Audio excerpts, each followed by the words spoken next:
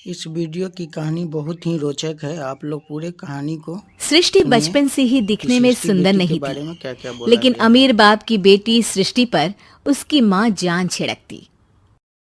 मेरी बेटी कितनी प्यारी है, भगवान सबको सृष्टि जैसी बेटी दे। सृष्टि धीरे धीरे बड़ी होती है। एक दिन सृष्टि की सहेली कहती है, तू दिखने में कितनी अजीब सी है, लेकिन मैं जानती हूँ हम सब में सबसे अच्छी शादी तो तेरी ही होगी। तेरे पापा अमीर जो हैं। और बता नहीं सकते यार, दहेज तो हर कोई देता है, ये क्या ज्यादा ले जाएगी अपने पति के लिए? अरे बड़े शहर में कोठी है इसके पापा की। अरे पापा की है ना, कौन सी इसकी है? इसकी होती तब तो कोई भी लड़का इससे शादी कर लेता। अरे पापा की मतलब पापा की है तो मेरी ही है ना? किसने कहा? अब तेरी तो तब होगी ना जब तेरा भाई ना हो। वैसे भी शादी के बाद सारी प्रॉपर्टी भाई के नाम होती है।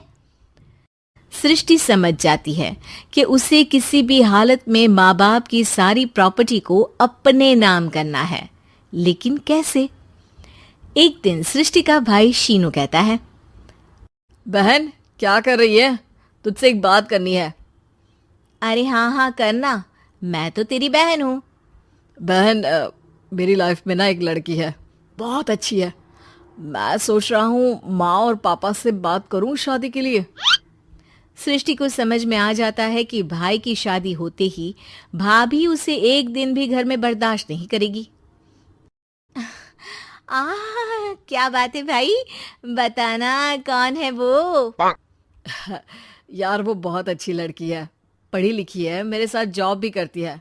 बस एक प्रॉब्लम है। हाँ प्रॉब्लम? क्या प्रॉब्लम है भाई? यार वो शादीशुदा है, लेकिन उसके पति ने उसे सिर्फ इसलिए छोड़ दिया क्योंकि उसके माँ बाप दहेज नहीं दे पाए।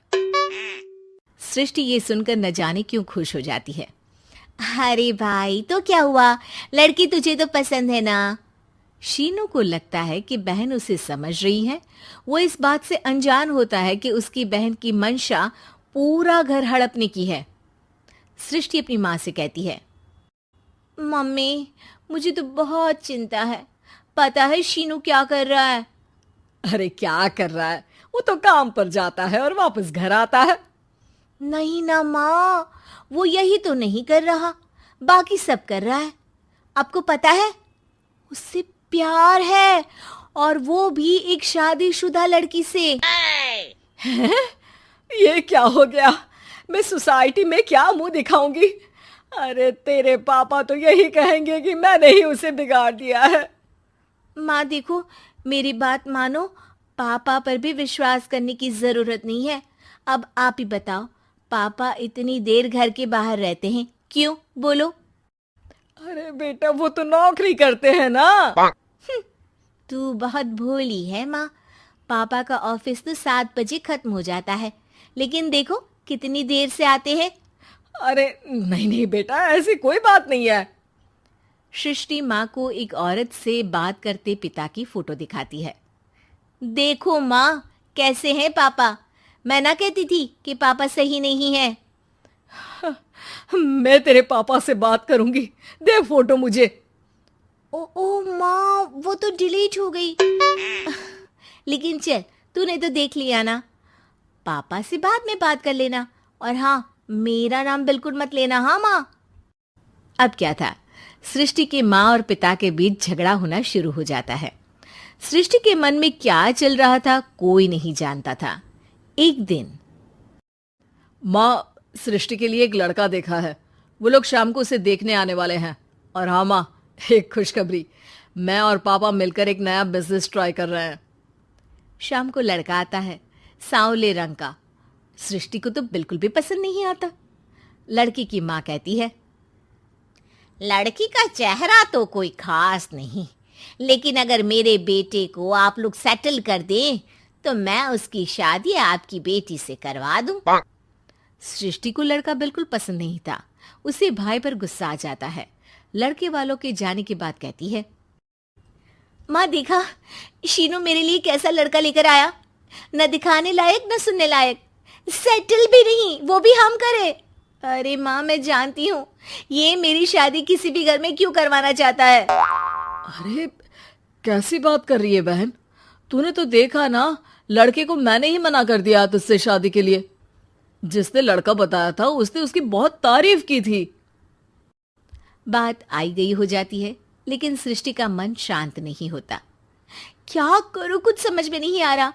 मेरी शादी हो गई तो ये लोग पूरी प्रॉपर्टी शीनू के नाम कर देंगे, मेरे हाथ तो कुछ लगेगा ही नहीं। तभी सृष्टि को आइडिया आता है।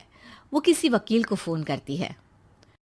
जी देखिए, अगर आपके मम्मी पापा का तलाक हो जाता है तो आपके पिता की आधी प्रॉपर्टी आपकी माँ के नाम हो जाएगी, फिर उसे वो किसी को भी दे सकती है। सृष्टि अब माँ को बेटे के खिलाफ भरती है। माँ, शीनू पर नजर रखा करो, वो जिस लड़की के प्यार में है ना, वो शादीशुदा है। यहाँ आएगी, सारा पैसा, रुपया, जमीन, जायदाद सब हड़प लेगी। पापा का भी हाल तुमसे छुपा नहीं है। ऐसा ना हो कि मैं और आप एक दिन सड़क पर भीख मांगे। हे भगवान, मैं तो जीते जी मर जाऊंगी अगर ऐसा हो गया तो। ऐसा हो गया नहीं माँ, ऐसा ही होगा। अभी समय है, आगे का सोच लो। मैं तो कहती हूँ पापा से आधी प्रॉपर्टी लेकर अलग हो जाओ। पापा की आधी प्रॉपर्टी भी हम लोगों को अगर मिल जाती है ना, तो अगले 7 जन्म सफल समझो।